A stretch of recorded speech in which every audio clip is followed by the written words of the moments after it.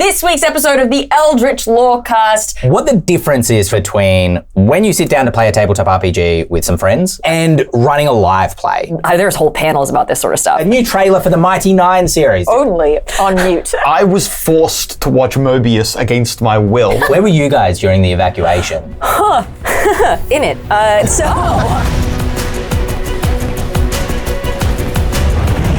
Everybody, and welcome to this week's episode of the Eldritch Lorecast. My associate here, Ben Byrne, has asked me to do the intro, so we'll see how it goes.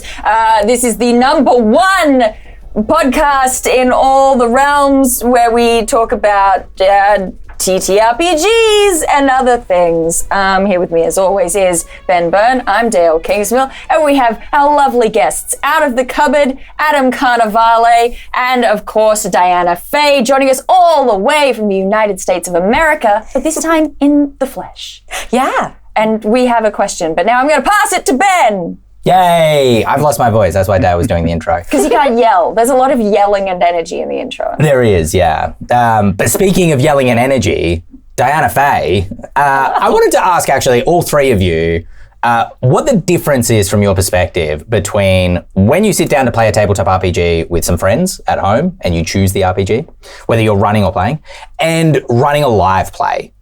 Because I feel like a lot of people get into the latter assuming it's going to be a lot like the former, but I think the live plays that do it really well know that there is a difference between the two. Where does it go from being a fun side activity to performance? Oh man, I mean, the thing about live plays is you go from a fun table with just friends to a production, a performance, and usually with the goal of making money and being popular on the internet and all that fun stuff, which means you have to take a lot into account when it comes to your casting. So you have to make sure that the people at the table not only get along, but also, that there's decent representation there.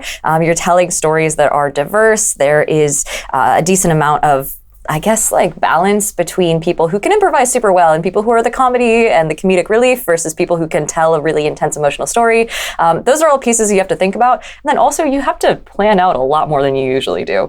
When I create characters for actual plays, I full on have like 3 different character arcs that I present to my DM. And I'm like, here, punish me with one of these 3. If you do this, then my character will do this. And then this is my backstory, but we're probably only gonna have time to talk about these 3 things. And it's a lot of like back and forth discussion, a lot of planning. I mean, there's whole panels about this sort of stuff. That's the surface level of it. Yeah, it varies, but it's always different than an in-person game with your friends, or any game with your friends, I suppose. We have like largely 2 different streams with ours, where we have like a separate guest show that we do, and that guest show is designed to be little one-shots, and they're always very silly and such, and we're always searching for comedy rather than narrative in those ones. So I did set a silo on fire. Nice. Kind of accidentally. Yeah. We'll get back to accidentally, but so with those short ones with like a guest, it's just an excuse to talk and make jokes with a person. But then with the longer, more narrative ones, it will be something more like that, where I've got this like grand narrative in mind, and I've like devised it into the 3-act structure and everything like that. And if something doesn't go necessarily right, I might need to improvise on that. But I am always ultimately I have an idea of where things are going. With like a personal game, I guess I do like to do a lot of planning, but if something zigs when it's supposed to zag, I will completely go in that new direction. Sure. Yeah. Mm-hmm. New direction. I've been thinking about this a lot recently, mostly in terms of not so much a live play, but because we're at PAX Aus, and there's such a difference between playing a game of any TTRPG and playing in front of an audience to entertain people when you've got 1 hour. It's a drastically different thing. And I do think that exists for live play as well, because a lot of it as well is that when you put a camera or an audience in front of a person, most of the time they act differently. Sure. It just does something. Even if a person doesn't feel nervous about it, there is something like I'm recognizing it in myself right now on camera, and I feel weird about that because I don't think I usually do that. But I am noticing right in this moment that I'm speaking differently to how I was speaking just before we started recording. Sure, you know what I mean? Like it does something. That's something that people can train to react to in more natural ways, or there are very rare people in this world who just are completely unaffected, and it's wonderful. But it's a lot of the time when you are casting your live play, it feels weird to call it casting, but it is. You have to keep in mind, will this person behave the way that I anticipate them to behave? And that's why things like chemistry tests can be really handy and helpful. But yeah, there's also stuff to keep in mind, like on both ends, in terms of if you, for example, just take your group of friends who you love and put them on camera and play it, even if they're, perfect on camera, suddenly everything is different when scheduling falls apart. Yeah. Suddenly everything is different because now you're kind of mixing business and friendship a little bit. Sure. And it can get weird. Because a lot of the time, if these are your friends and you're playing a game with them and there's a miscommunication or a fight or scheduling conflicts or anything, often when it's just your home game, you can just be like, oh, but these are my friends and I love them. And it doesn't, we can work around it, or we lose the game, whatever. But as soon as it's something like a live play that you are trying to make consistent for the online world, that gets more complicated. Something I just remembered as well. I don't know if either of you get this, or if any of you get this as much as I get. You're not part of this, Ben.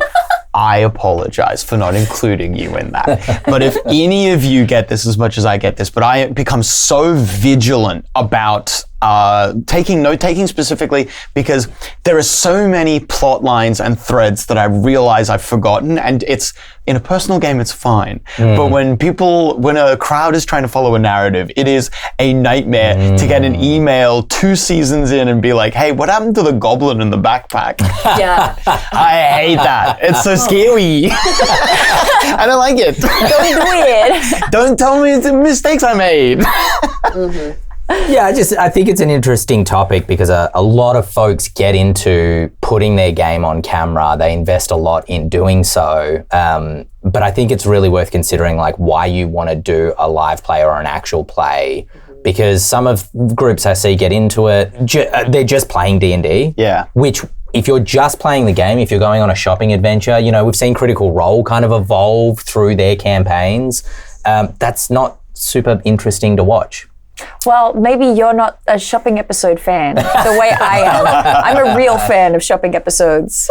Yeah, totally. But I think that you look at someone like Critical Role, and they've definitely done a lot of entertaining shopping episodes because they're performers who are improvising. Yeah. Whereas I've seen live streams where people are doing a shopping episode and the guy's is a great axe better than a great sword? Should I swap? Right. And it's it's not about the game if you're doing a live play, really. Or at least there's a scale between how important is it to showcase what the game can do versus entertaining the crowd and just kind of letting the game flex or break entirely for the sake of keeping the audience engaged. Yeah.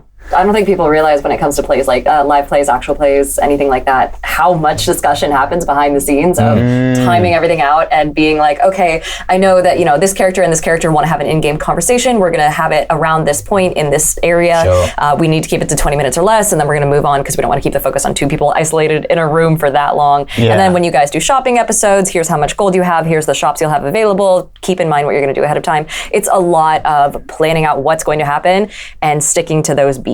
Otherwise, things can go off the rails so fast. Because I think the flip side of that is live plays can teach GMs or groups slightly bad habits, where I've been in groups and played where certain people are just sitting there for 40 minutes having nothing to do because they're not in the scene, right?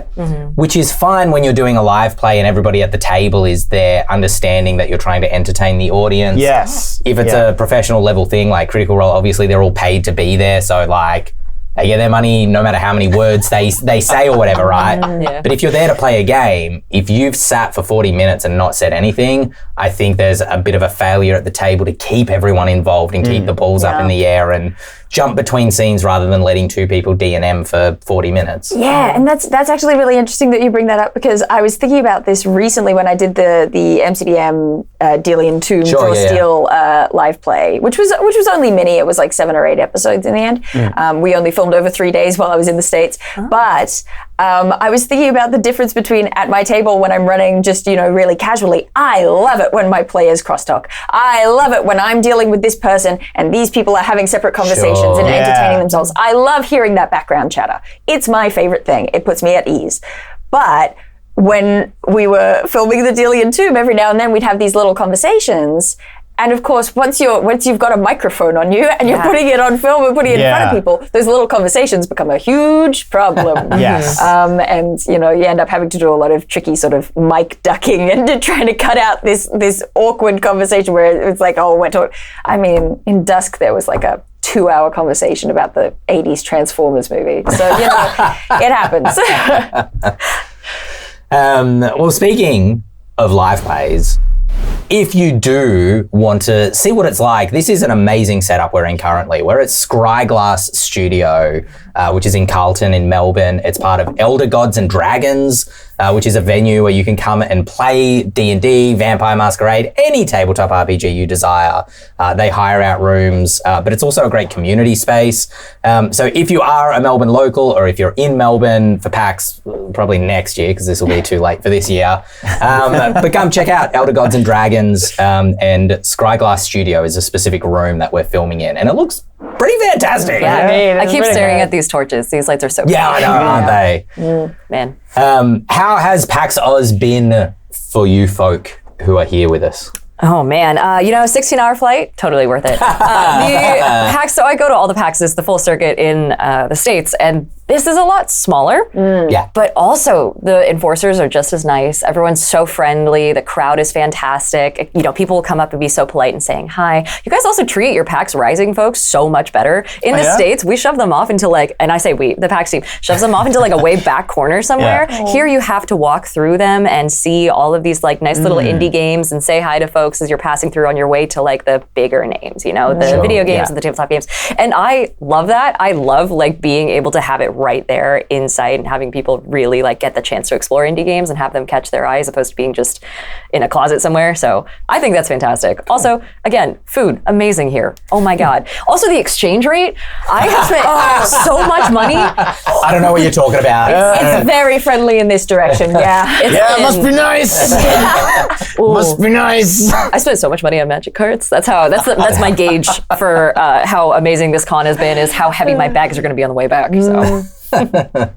Well, I'm interested from Dael and Adam, how do you think the con has changed this year? Because PAX Aus, I feel like post-COVID has been evolving every year. I don't know, man. I'm tired this year. I don't know. I don't think that's PAX's fault though. I'm just exhausted. I haven't even spent any time on the floor. But I just am wiped. I'm doing my panels and giving all my energy to them, apparently. And then I go home and I sleep. But I don't think that I can blame that on PAX itself. Yeah. You're on the floor. What's it looking like over there? It's interesting this year because I know that PAX Australia, it's gone through an evolution, right? Post-COVID. I can't remember pre-COVID super well, and I only went to 2 before then.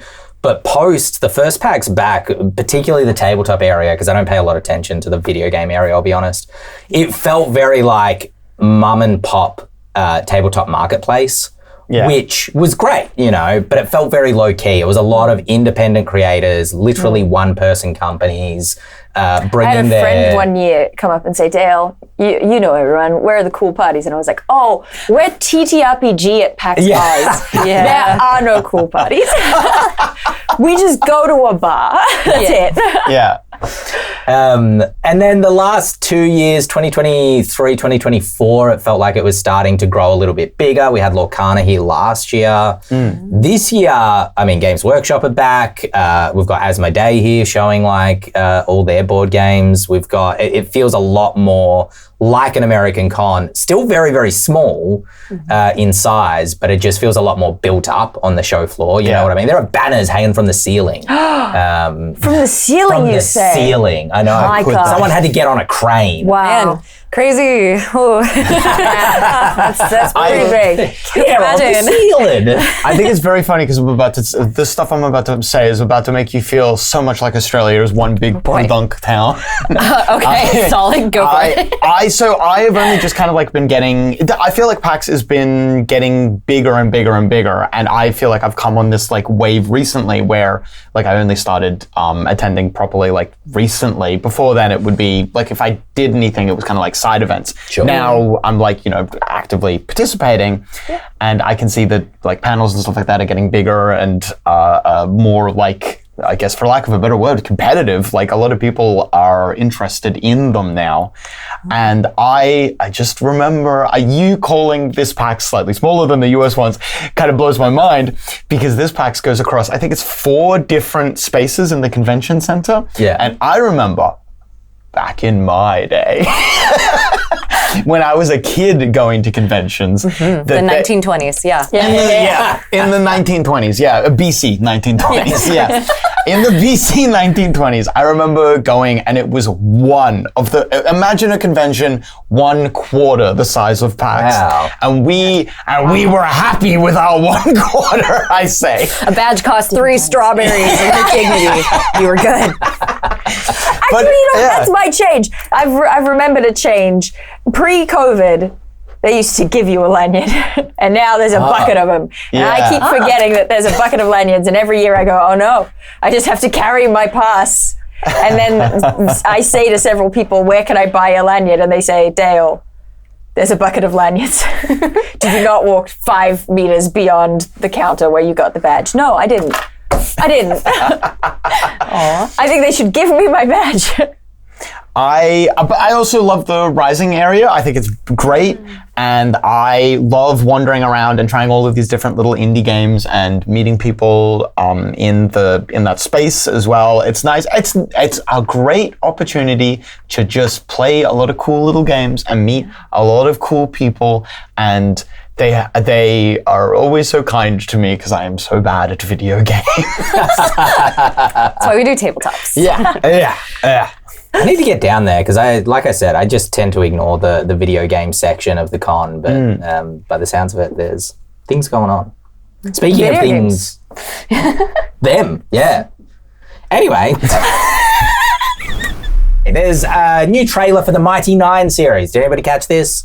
I saw that it came out while I was on the con floor, and I watched as my friend across from me watch it on their phone. Couldn't listen to a word of it, and I saw it upside down. So yes, See? a little bit. Okay. This is like for years I would say, yes, I have seen V for Vendetta, but only on mute. I was forced to watch Mobius against my will. I was scrolling through TikTok, and I have never made myself sound older, and I did that on purpose for some reason. Anyway, I was scrolling through, and I saw like something went by so quick, I didn't even have time to properly clock it, and then it cut to a guy being like, "You just watched Mobius." I put it on at 1,000 times speed, and that is by far my favorite Letterboxd review. Forced to watch Mobius against my will. I have had a similar experience of I watched the trailer, but also on mute. Great. It probably has great audio, though. I have to assume. Trust the studio implicitly. The magic looked really cool, I will say. The animation, gorgeous, holds up from the last, of course, the last season, and like the way that the spells look makes me want to watch it so bad. Have I watched the first season? No, I never watched Legends of Loch That's not what matters. But it looks so cool. It makes me want to, and I feel like if anything, if it gets people into D&D from that side of it, I'll take it. I'm just a big fan of getting people into the game. I'm a big believer in if an ad works, it works. Yeah. If a trailer works, it works. I started Stranger Things with season 3 because that trailer worked on me. So who needs to watch the earlier seasons? Can I ask, what about it worked on you? I am a sucker for summertime aesthetics. Okay. And it's all very 4th of July. Yeah, gotcha. That's legal tender. I'll pay that. That's good. And I watched it over 4th of July. So that was great. Yeah. You're basically American. Yeah. And I was in America at the time. So actually the 4th of July. Yeah, I'm American now. That's what that means. I'm so sorry. This is the secret loophole. Bad time to be American. Yeah, you know what? I really should have I should have figured it out sooner. I didn't watch it. Yeah. Well, it's a good time to be a Critical Role fan because the Mighty Nine series, I don't know, as someone who watched it not on mute, it looks cool. It looks fun. How does it sound? Sounds great.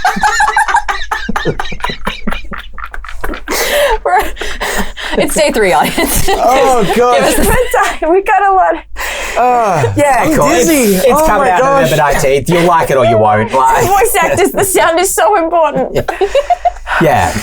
I mean, what is, all right, interesting for the Legends of Vox Machina, speaking of noises, Yeah. the noise might be slightly different, or sound, whatever the word, happens to be, Sam Riegel will not be playing Darian Tarrington. Darian Darrington, whichever way around it is. The second one. Thank you. Wayne Brady has been cast instead in that role for the next season. Oh, when I'm kind of here for that. Speaking of noises, I just made a lot of them. I don't know. I'm a Whose Line Wayne Brady fan, not Yeah. so much what was that one TV show that he hosted? It was think like the Wayne Brady show. Oh, was it? Yeah. You know that would track. And I'm kind of here for it. I mean, obviously, there's the diversity angle where the whole cast of Critical Role has been chronically white for so long that it's always nice to bring in voices and people who are, Yeah. you know. But also, what was the other option? Kind of having Sam just have do Sam both do both, characters yeah. in slightly different fonts. Because it is notable. Sam's an excellent voice actor. But from Winx Club to Ninja Turtles, he is speaking in his voice. Right. He's not the like transformative, the grand transformative voice Yeah. actor. He's just got a very good voice. Fair enough. Cool. All right. Well, we'll see how it turns out then. We'll see if the sound is good. Yeah, We'll I guess see we if- will. We'll see if those Critical Role folks are able to pull it off again. Yeah, I'm pulling for it. Yeah. They seem like they know what they're doing. Kind of an underdog story, I think. Yeah. Well, speaking of underdogs, When criminals in this world appear and break the laws, that this is What too do much you- of an old person joke. what? There's a show Keep called going. Underdog, and I'm doing the lyrics to the song to a show called Underdog. Go on. Well, speaking of old people, they might send a letter. But these people didn't send letters, they sent emails. Because they're young. Because they, And that's what young presumably- people do. Hey. It was a long bow to draw, but you drew it well. Thank you. We have emails to podcast@ghostfiregaming.com if you want to send an email.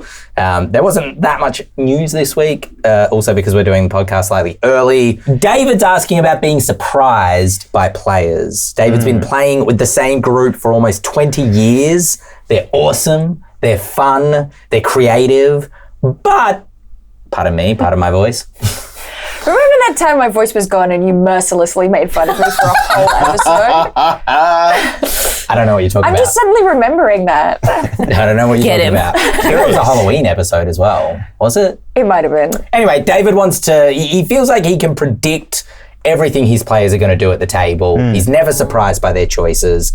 Can a GM create scenarios that gives the players the opportunity to surprise them? And is that even important to do? I wouldn't stress about it being like the most important thing in the world. The most important thing in the world is making sure your players are having fun. And if they enjoy their formulas and their flowcharts and doing the same thing over and over again, then, that's how they want to play. I'd say try not to disrupt that for them too much. But if you do want to surprise them and throw them a little bit of a curveball, you know what they're going to do. Just kind of work around that and surprise them first and see what happens. So for example, if you have someone who gets around traps by just bursting through walls instead and completely circumventing it, then, put something fun behind the wall and make it so that it gets them into a little bit of trouble and force them to rethink things. Two dead bodies would be feeling real crazy. But yeah, I would say work with what you know about them and then flip it on its head. Yeah, I absolutely agree on the if you're having fun, like why change a winning strategy, I suppose. Yeah. I guess like if you really are keen to try some surprises or something like that, it sounds like I'm reading some hopeful context clues here. It sounds like you're maybe the consistent DM, so maybe like a change up there where someone else DMs for a little bit. I would also maybe recommend like going to an external source, just asking like a friend, getting some of their input on like a story or just a dungeon or even a encounter can, matter heaps in those sorts of environments or in those sorts of situations. I will also say I have a player and I have been role-playing with her for God only knows, maybe like coming on a decade at this point. And if I have ever been able to predict her, I haven't. I've never been able to predict her, and it is exhausting.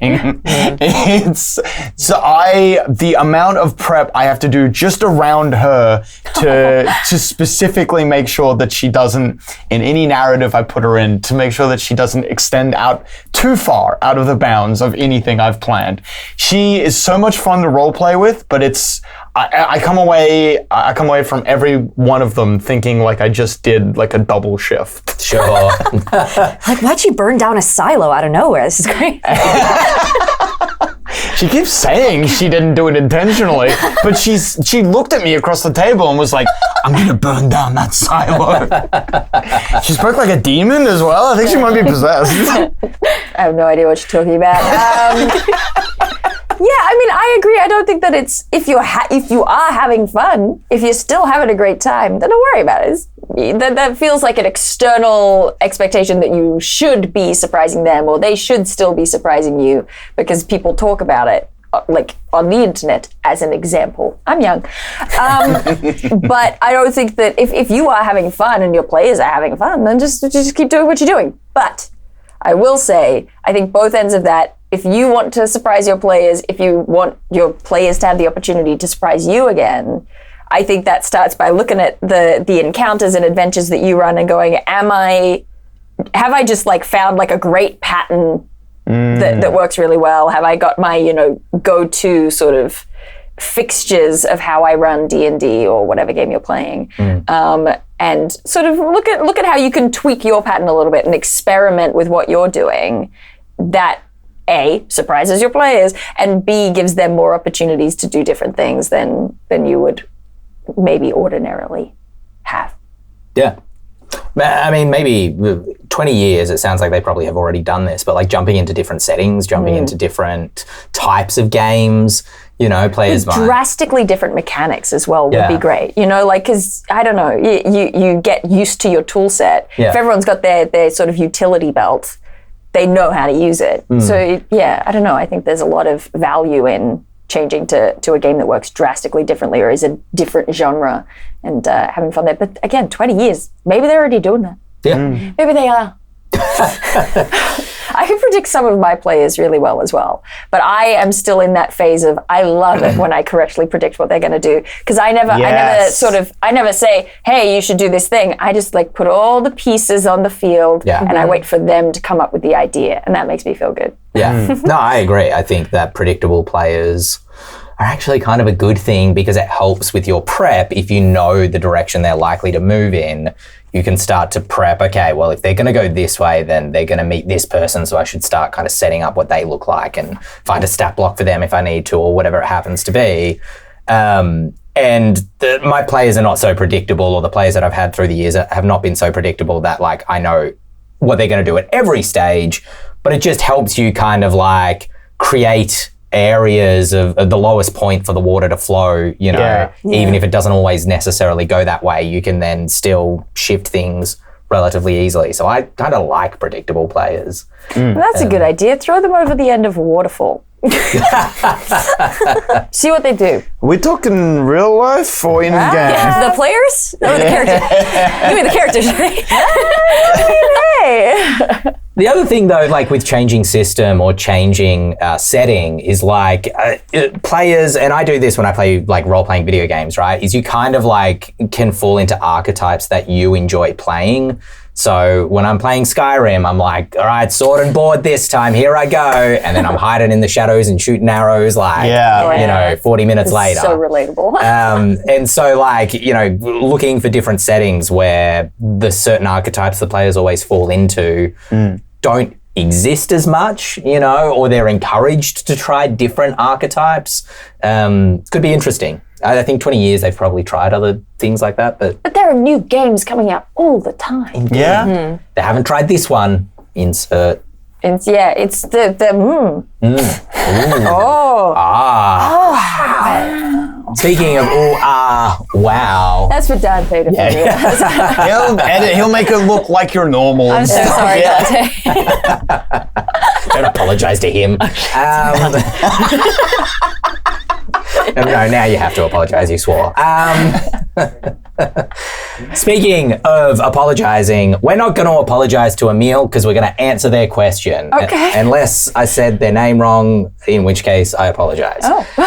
Monster tinkering is their question. Emil likes to frequently tinker with monsters to give them flavorful abilities that are possibly also extraneous. Players often only get to see monsters once in a campaign, in all likelihood. So is it better to let the game designer speak for themselves through the design of the monsters that they've created? Or is there is it okay for DMs to just tinker with whatever they think looks cool? Or is there a time and place for GM tinkering? I think of the prepackaged monsters as kind of like when you buy a jar of pasta sauce at the grocery store. Yes, It's like it tells you what it is. Yes. You know what it is what it is meant to be, and if you eat it that way, it tastes just fine. But of course I'm gonna go in there and I'm gonna add a little bit of pepper and I'm gonna add a little bit more basil. There's gotta be more garlic, like just judge the flavor of it a little bit. I'm a big believer in that. And I am yet, and I say this looking into your eyes as the guy from the company that makes the monsters. I am yet to find a prepackaged monster that has felt appropriately intensely flavorful for me. Wow. Yeah, take that. That is. Take that. Ouch. That goes out to you. That goes out to MCDM. All of you are doing great work. But I cannot be stopped. Dael's coming for you. I agree very heartily. I think I think it's understood as well, because the monster is just the monster. They don't come with the environment that you put them in. So there is obviously even the narrative context. Thank you. Yes, the designers on an instinctual level surely understand that they are creating a base plate that someone else is going to come along and is going to iterate on and change and make their own. And I think that's good. I think it's great. And then it also helps with, once again, to revisit an earlier question, if your players are, getting, not like tired, but if everything feels like the same thing, it can be very helpful to take a troll and make it nothing like a troll. Yeah. Because everyone knows the abilities and things that a troll can and can't do until the troll starts breathing fire. And that's fun. Yeah. Absolutely. I'll sacrifice anything for the sake of cool flavor. Also, if you're tinkering this much as a DM with the monsters, you're probably doing a similar thing to, like you mentioned, the context and like a greater environment. So it makes sense to make the monster match the environment, Also, it can be done in a way that's still faithful to the original stat block, especially if you're doing something like just swapping out one type of elemental damage for another or resistance for another. I mean, in D&D, for example, a whole mechanic that they don't often talk about in the DMG, but that exists there, is you can swap out the abilities of monsters for an ability from a different monster as long as they're the same CR. And you can do a 1-for-1 swap and Frankenstein together something crazy if you want to. And that's totally within the rules. So I think there's ways to do it more faithfully to what the author intended if you want to. I also say don't sweat it. I'm sure it's fine. Yeah, as James Introcaso always says, we're not going to climb out of the book and punish you for doing it wrong. Like, it's, and it's kind of like a conversation. It's just... They can do that? They could if they wanted, but they won't. That's a promise they made to you. No, I think it's just so much of it is a conversation where the person who's published it just goes, "Hey, this is what I think is cool." Yeah. And then you look at it and go, "Well, I think this is cool, and my players think that is cool. So how can we just shove all the cool bits together and make it something awesome?" It's like trolls, like you say, are such a classic tabletop monster that everyone's like, yes, they heal, but then you hit them with fire, and so we'll never see the healing because everyone knows to use fire. But I mean, the only time I can think of that happening outside of tabletop RPGs that I've experienced is Skyrim. Like, I can't think of it. When I think of trolls, I go to like Willow, where they're the little creepy like chimpanzees, and then they get turned inside out and they fall in a moat and become a dragon. It's a pretty weird scene, actually. That's strange. Spoiler, I guess. It's good. But it's just find the stuff that you think is really cool, and everyone's just shove them together. That's it. I always think of the most memorable enemy that I ever fought in the Elder Scrolls Oblivion was there's this one wizard's tower, and he was experimenting with invisibility, and every enemy randomly in that area is invisible. Oh, that's and cool. They changed nothing else. Nothing else has changed. Just everything in that area is invisible. And the first time you walk past that tower and you hear a bear roar, look around, don't see anything, and then you take a ton of damage. Whoa! That is, I will never forget running from that invisible bear.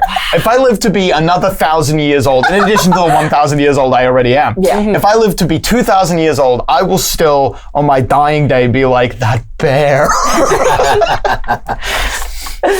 The real horror video game. Yeah.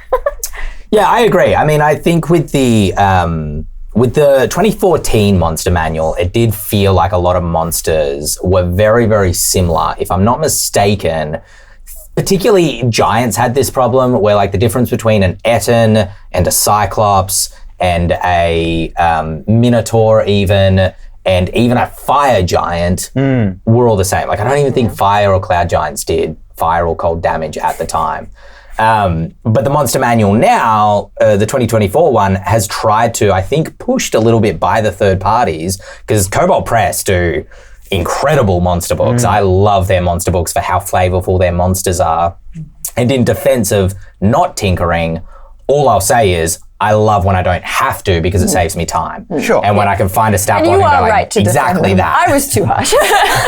No, because I tinker very often as well when I'm like, I need this specific thing, and this specific thing does not exist anywhere in a book, or it does, but it's at CR 11 and I want a CR 6 version. Yeah, I don't want someone to tell me how hard a monster is to Sure. fight. Yeah. I want to choose. Yeah. But the new Monster Manual kind of has tried to inject a lot of flavor into its monsters, which I think is good. It's a good step forward. Yeah. But I think we even got an email about this one. Somebody asking, is the core fantasy of a bandit having a pistol? Because all bandit captains, I think it is, or something, just have pistol in their stat block now. Interesting. Yeah, which I was like, bandits are just rocking around with Glocks, like, you know, harassing dudes in the street. I feel like there's some choices that have been made by Wizards in trying to make their monsters more interesting. Yeah. And I think that, like, tinkering with monsters for the sake of theme is also you know, something I do very often, to be like, nah, black powder's not that common. It's not, some bandit dude's not just going to have a black powder pistol, or if he does, it's because there's a specific story around, you know, One-Eyed Joe who has the pistol and he's in the hills, you know. I think I take it a lot of it as suggestion. Like the pistol sort of thing, I might see that and might be like, I'll do, all of the numbers will stay the same, but I'll be like, it's a crossbow now. Sure. Yeah. Because I don't want that's not the black powder technology is not what I want in this world. Sure.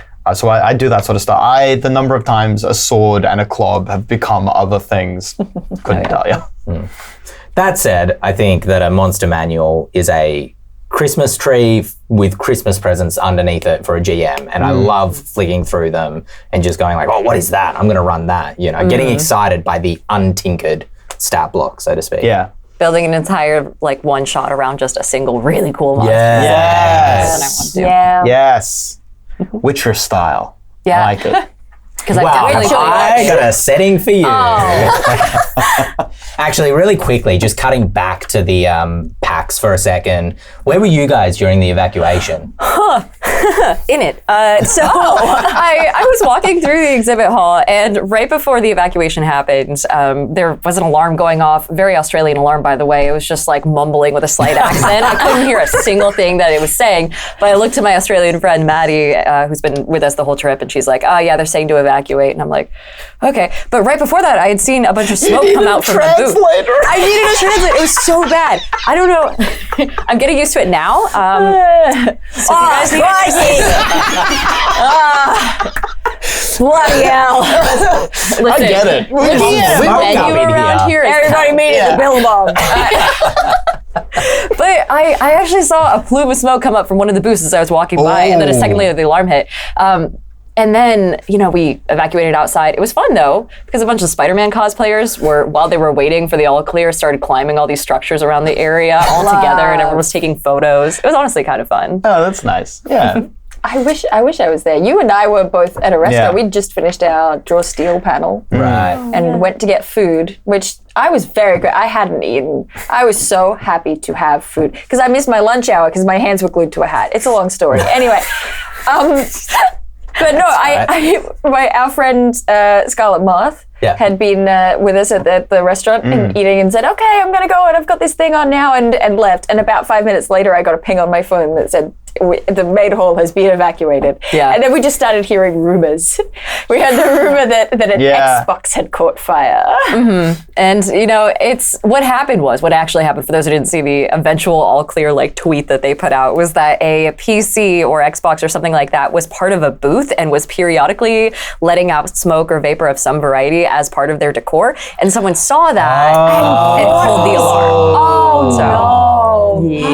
So, oh no, there's a person out there who feels very silly. And I feel very sad for them. I thought the exact same thing. It was a very smooth evacuation. There was a bit of confusion of people except for the Billabong announcement. Well, there was that. There's a lot of muttering in Australian that I didn't get, but muttering in Australian.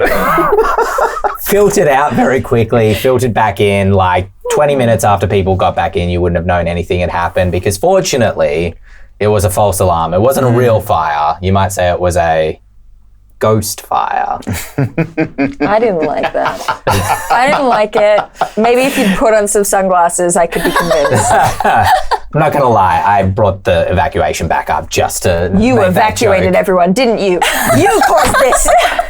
I was the one. I saw smoke and I was like, great, an excuse.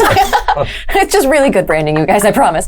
What was it like running a booth then? Did they have anyone left behind? I'm going to be completely honest with you. I wasn't in the booth, but I can answer that question.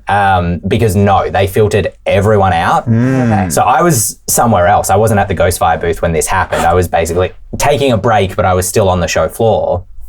I left, was kind of confused. I was with some other friends.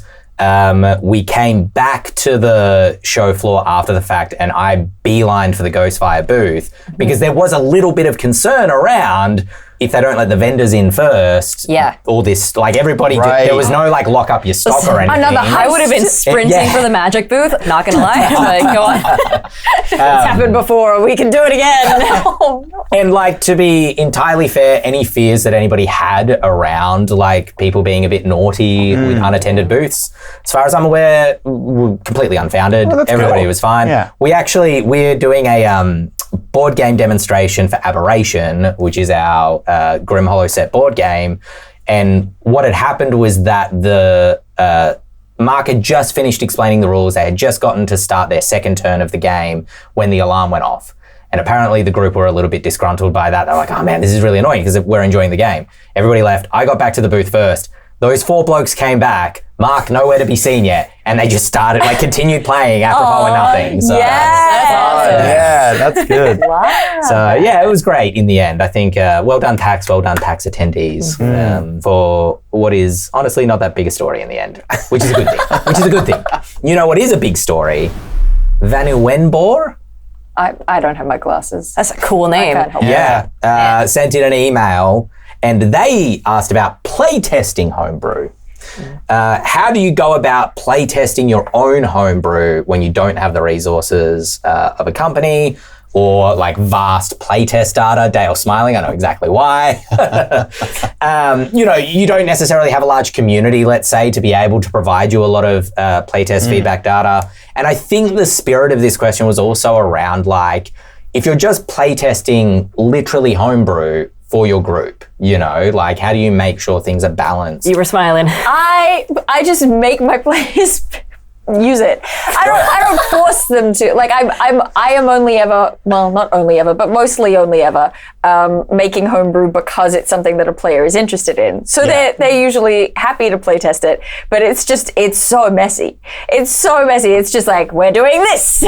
And then partway through, I'm going to go, wow, I really screwed that up. I made that way too strong and I'm taking it away from you. You know, like, I am secure enough in my friendships that I feel like I can do that to them. I can cause the problems by giving it to them. I can cause the problems by taking it away. And you just gotta, because otherwise you're never gonna know. And I mean, there's a real interesting aspect where my YouTube channel is largely homebrew based. And so a lot of it is me just going, I made this for my table. Now I'm putting it on the internet. Try it if you want. And the brave souls out there do try it if they want. And then I come to a convention and I meet lovely people who've watched my videos and who say, loved the Displacer Beast hunt. And that's great. Yeah. Because that one I never did get to play test with my players. So I'm glad it worked. Sorry, I knew where that story was going, but it went in a different direction where I've had situations where you need to accept that if you're releasing some sort of homebrew for like a wider audience, you can play test it for 500, you could play test it for 1,000 hours. But if 10,000 people decide to test it, they only need to do it for 1 hour each to have dwarfed any these amount are the of words of a man who's recently completed production of a board game. Yes. So there's no amount of playtesting that's going to find all of the bugs in your no level of playtesting that you can perform is going to pick out every single bug. You just need to accept that you're going to be releasing something. Your little baby is going to go out into the world, and then people are going to destroy it. And that's okay. That's okay. Mm-hmm. For personal games, though, and the best piece of advice I could give if you're trying to do something for a wider release is this is your opportunity to cash in every piece of friendship you have created in your life. Yes. Everyone you know is going to, if you know their first name, they are playing this. That must be your mantra. But if you're doing it personally, I'm the same. Once again, as Dael, I'll make something, and then if my players enjoy it, good. If I decide that it's no good, then I will change it and I will give them no power to make any decisions. I decide if it's powerful or balanced, and they can like it or lump it as far as I'm concerned. I love my friends, they love me, and they would never... I mean, usually they are also happy enough in our friendship that they can insult my homebrew if it's really bad. I'm lucky enough to have the sort of friends who would never try to hurt me like that.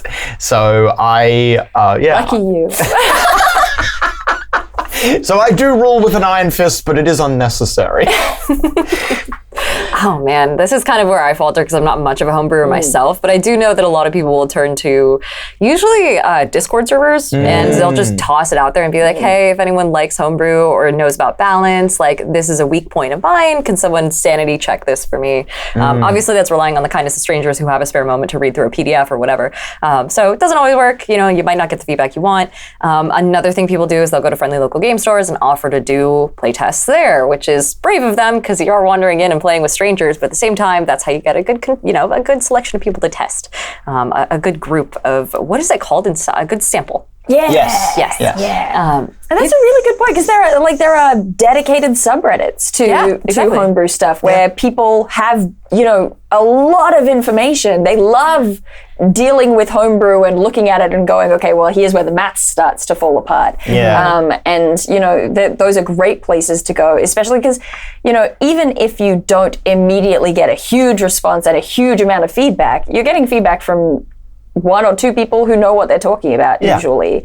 But also, if you actually, and this is always the key, is that you actually have to participate in the culture and the social environment in which you're trying to gain something, right? You go to that subreddit and you ask for help and you offer to play test and they offer to play test, and it's a real give and take, and it's you just have to throw yourself into the community in that way if you don't have a happy enough group that you can take away their really fancy wand that you gave them. I love it. I mean, I think if you're participating in that sort of group as well as a fan, as opposed to like necessarily a creator, but I don't even like making a delineation between those two things necessarily. Yeah.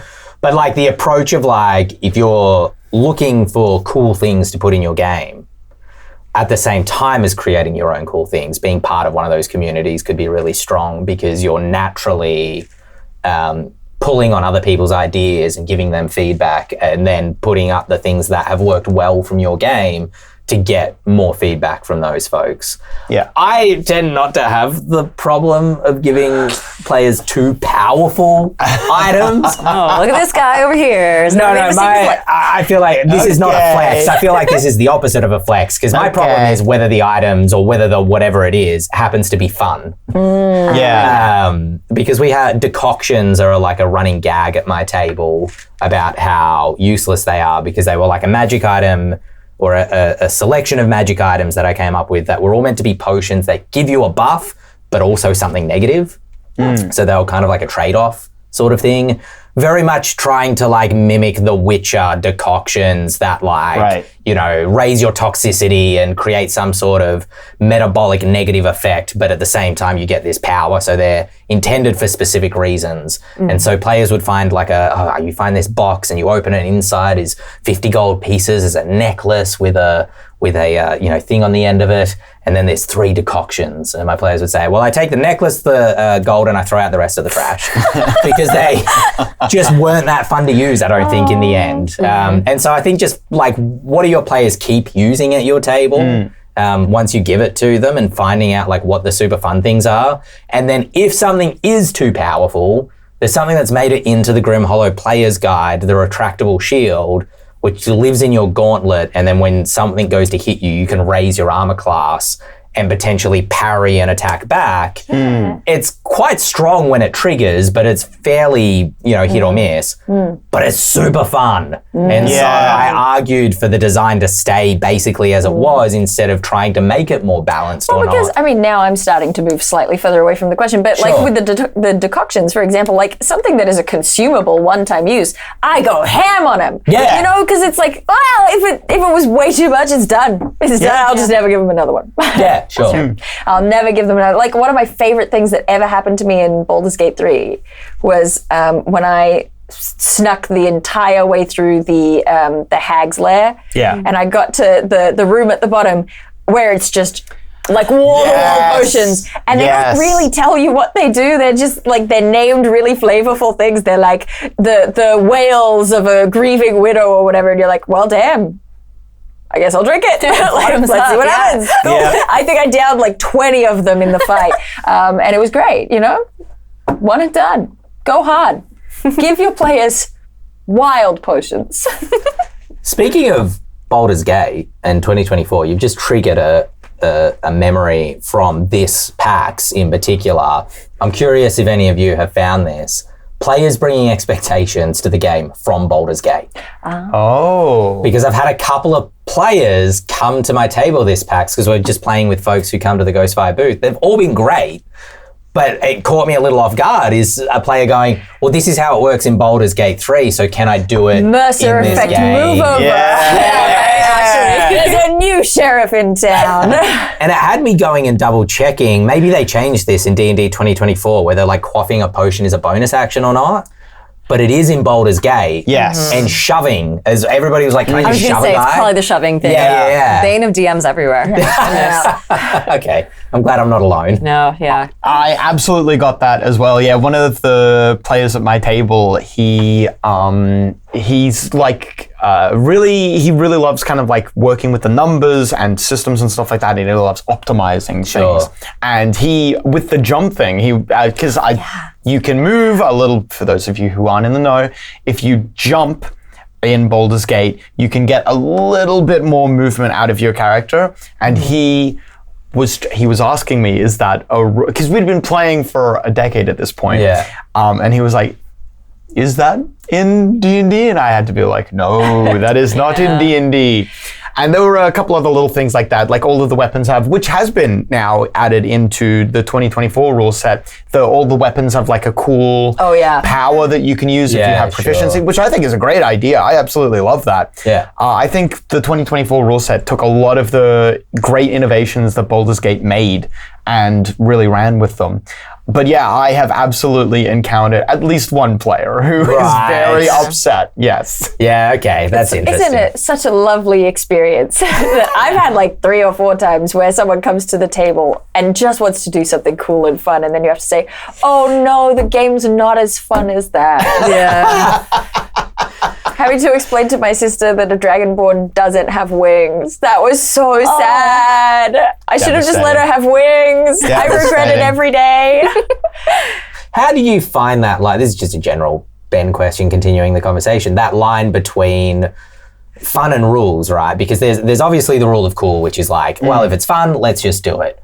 But I had a situation the other day where there's a spell in Grimhollow called Theft of Vitae, and it is a sangromancy spell where when you see someone take damage, you can steal some of the blood caused by the wound and use it to help yourself. And it does extra damage to them and gives you temporary hit points. But it's a reaction to when you see someone take damage. And someone at the table wanted to just cast it on their turn as their action for that turn. And I felt a bit, in an odd way, bad for explaining, oh, no, that's not how that works. How that works is actually, and explained it, but I feel like they felt a bit like, well, now they had to rethink their turn. They really liked the sound of that spell. Now they've got to try and find a different spell to use. And so I was like, how do you find the line, if there is one, between making sure that there's momentum, like the fun has momentum, and kind of restructuring how they're seeing the rules to make sure the rules function the right way. We got to figure out an equivalent. You know, there's that old thing of like, if there's if someone has something in their teeth or whatever, the rule is always, if they can fix it in under a minute, you tell them. If they can't fix it in under a minute, don't tell them. And I am a firm believer in that. There has to be a TTRPG equivalent. They had something in their teeth is the perfect analogy for how I felt in that moment. Oh, yeah. Because as well, like my sister playing the Dragonborn and me saying, they don't have wings. That was a one shot. Who cares? You know, let her have wings. We can talk about it in between. Like, I really regret saying that in that moment. Whereas yours, I'm listening to it and I'm going, I probably would have done the same. Well, see, I would have, I agree with you. I would have had for a longer form campaign, but this was just a one shot at a convention. Sorry, Adam. Oh, no, not at all. I've done in the past something that I quite like doing is I have like my own home rule, which is I do like strained versions of spells, which often comes as a result of... You're going to love the talent in Draw Steel. Go on. Okay. This one, I was speaking about her earlier. I can never predict anything that she wants to do. And part of that is a function of she will not read past the title of a spell. Cass? Yes. Okay. Cass will not read past the title of a spell. So it's happened this multiple times with the spell Chill Touch specifically, which is a spell that it is not a touch spell and it does not do cold damage. To be honest, that was on Wizards. And so she will try to she's a few times now tried to cast Chill Touch, assuming that it does what the label says. And I've had to be like, for a while I pushed back. I was like, that's not really what the spell does. And then I did it once and I've never looked back. I was like, I'll allow this, but it is a strained version of the spell. And so I'm going to need a check from you to allow the spell to do this thing. And I do it with all sorts of different spells now. Anytime a character's like, well, there's like an element of what I want to do in this spell, so can I do this thing with it? I'll be like, that's a strained version. You can try, and I'll make you roll for it. You got to make some appropriate check, often Arcana. Sure. But, I've included religion or insight, depending on the scenario. And I think I love that role. Yeah, that's really fun. I really too. like that. I also take it back. That has nothing to do with the talent in it. I mean, at its core, it's like the difference between yes and like no but, right? It's like, you can't do this specific thing, rules is written, but, it's a one-shot, sure, go for it, for the sake of fun. But also being able to be like, oh yeah, sorry, your dragonborn doesn't have wings right now, but there's this thing that you can work to where within the rules you can get it. You know, you can get that gift of the dragon that they introduced later on. I try to make sure that I know what my players' goals are pretty much at all times, and I'll do regular check-ins to be like, oh, okay, you want to go this direction with your character? You want to multi-class? Cool, we can do this, we can do this, we can do this. And I try and make sure it's as easy as possible for them to know the path to get to where they want to be, even if they can't do it right now. So. I love that approach. I like, oh, they don't have wings? That's a side quest. Yeah, exactly. I love that. Exactly. Yeah, love. Yeah. Well, speaking of side quests, we have one more side quest. Oh no, you've been killed!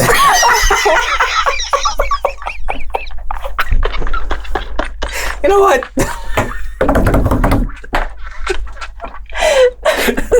Oh, dizzy! Oh my god!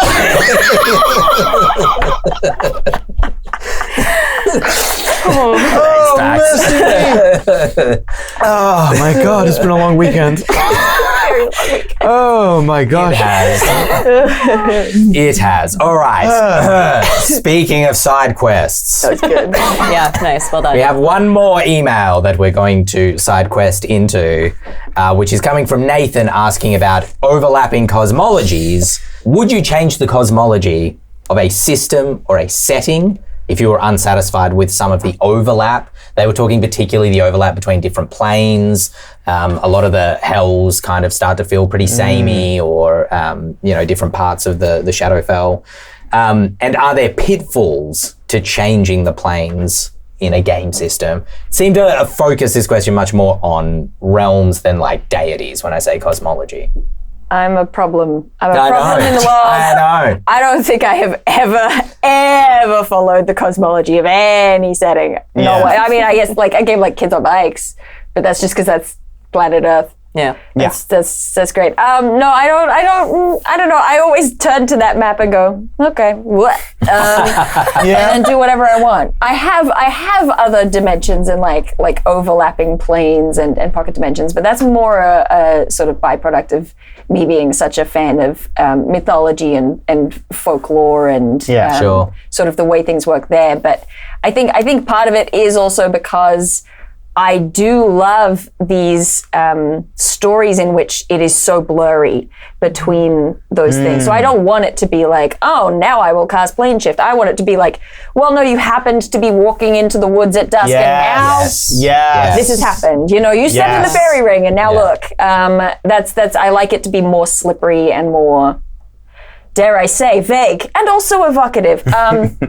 Yeah, I don't know. So I personally, I'm like, yeah, throw it to the wind. Who cares? I mean, I don't know. I usually like cut and paste whole planes all the time. So maybe I'm the wrong person for this because I haven't foreseen or run into any issues. I might have also gotten really lucky, but I have libraries worth of supplements back home, and usually what I do is if it's like, especially the Nine Hells, really solid example. Sure. It's been a little played out, so I'll take some other variant, like I don't know, some apocalypse level variant of the Nine Hells, and just fully yeet out the old one, drop the new one and pretend that there's nothing wrong with that. So, and I don't know, I call it good from there. Really, you can kind of improvise as you go. If you run into issues where there's a reference to like an old deity or an old ruler of a certain town in a certain plane that no longer exists, then that's fine. Just replace it with something that exists now. Granted, I'm also very meticulous with my notes and very good with Control F and find a replace when it comes to replacing names and places. So, which is not super hard to do. So that's what I rely on. It's just very time consuming. So, but I don't know, if you put in the work, I never run into too many issues doing it. I treat it maybe somewhere in the middle. I'm not sure. It's the same way I think of monsters, in that it's if I don't have time to prepare, I'll use the default. But if I do have time to prepare, I do like to make my own lore and mythology and cosmology as well. And I also really love. The plane shift spell makes it too easy. I think you should, to get from A to B, you should have to go C, D, E, F. I think that's the perfect type of plane shifting campaign. I want it to also be a bit like, you can walk anywhere. Yes! You can walk / get a boat anywhere. Yes. If you try hard enough, if you get it exactly right, maybe you got to do a little, Pokemon first gen Game Boy hokey pokey to like access it. but you can walk anywhere. One of my favorite pieces, one of the first pieces of lore I ever made about like the current homebrew world that I'm using is that there is this like god of winter, and when there's this little ice sheet or whatever that forms during winter that connects the main continent to the North Pole. And when that happens, when that ice sheet forms, you can walk to his domain. Yes. That's cool. And then it's, is severed and comes back and severed, comes back. Yes. I love the that. land bridge that they got. Yes. Yes. Yeah, okay, solid. And I mean, there's room for it to get a little bit more like over the top and magical. Like, I don't know, when I was a kid, the magic faraway tree. Yes. Reaches up into.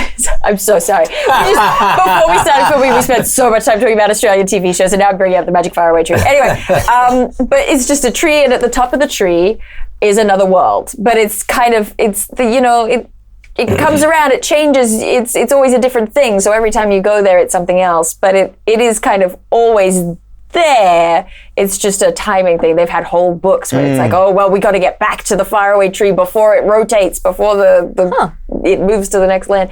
I don't know. I think. No, go on. You had me at.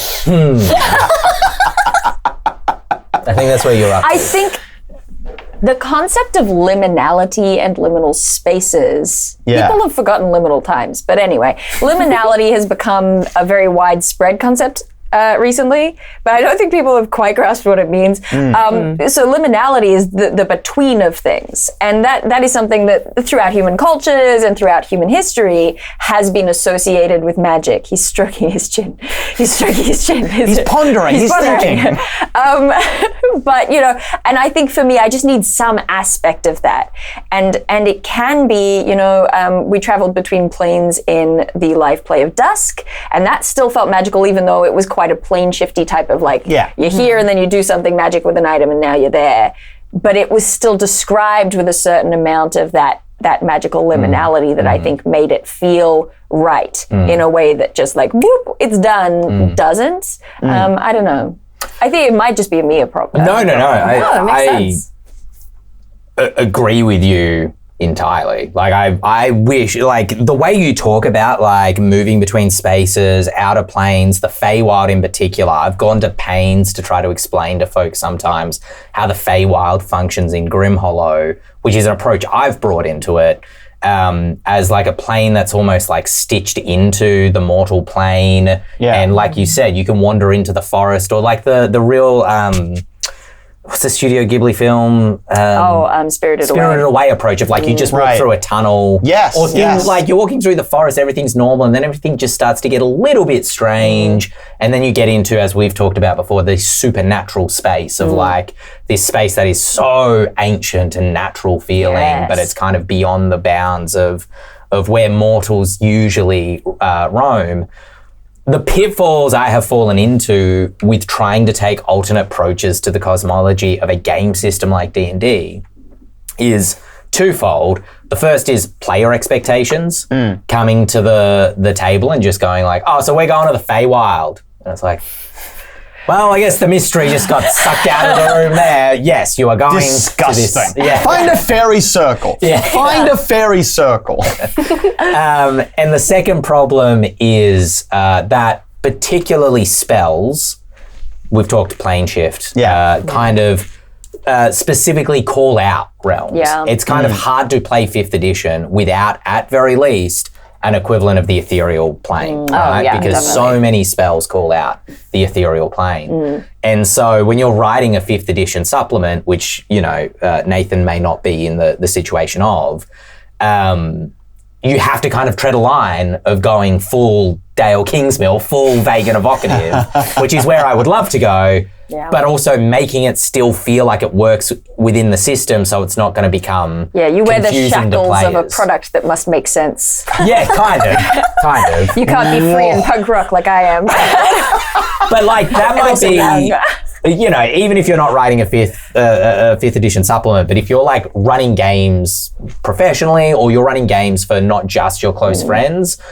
it does behoove you a little bit to allow the player expectations to help shape the world, and therefore some of the more vague and evocative stuff might need to become more concreted, so that players can feel like they can interact with it on their terms, if that makes sense. Yeah.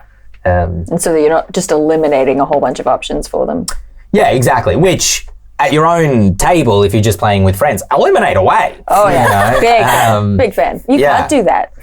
My trick is I just keep them at low levels and they don't never get plane shift. It's not a problem if they can't cast a spell. Got 'em. Yeah. There you go. Right. That's the main takeaway from That's this. why you know why every adventure is below 7th level. Yeah. You got to keep them under control. Yeah. Rein them in. Speaking of reining them in, we need to rein in this episode of the Eldritch Lorecast because that's what we're doing. Yeah. For our deaf audience, just translating. Yeah. Excellent. Thank you. I appreciate that. We are going to be back next week. If you're watching this on the live stream, we will be back next week, 7 p.m. Eastern Standard Time, 4 p.m. Pacific. Yes, live streaming quotation marks. Or it is 10 a.m. now, Australian Eastern Time on a Tuesday. Monday, if you're in the States. I always forget to mention the day. Or you can find us on YouTube. If you're watching this on YouTube, like and subscribe and those stars, thumbs, stuff. All of the It takes like a second to hit the like button, and we gave you more than a second's worth of entertainment. Right? Yeah. Yeah. You let least them know. 3. And you know what? While you're at it, I'm going to take your belligerent tone. While you're at it, hype this video. I don't care how many hypes you've spent this week. So as it turns out, you can only hype a limited number of things in a week. I just learned this recently. Okay. Yeah, because I hit my hype limit. Because I just like videos now because I'm like... Hey.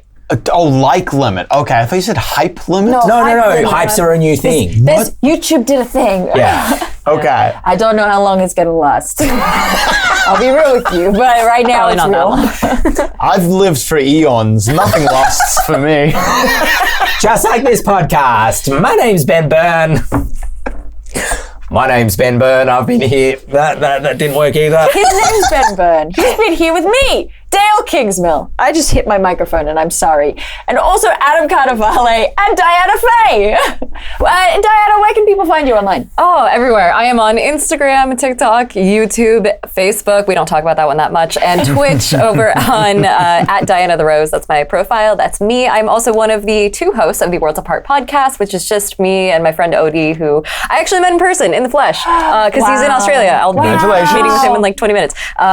Where him and I just sit around and do some world building, completely off the cuff. That is the Worlds Apart podcast, Worlds Apart TTRPG on all platforms. So that's me. Love. And I guess Adam can tell people where to find you as well.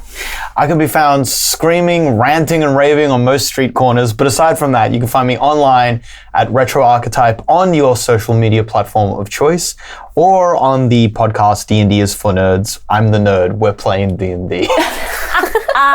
And you can find us right here next week on another episode of the Eldritch Lorecast. Ba-ba-da-ba-ba-da! Ba-ba-da-ba.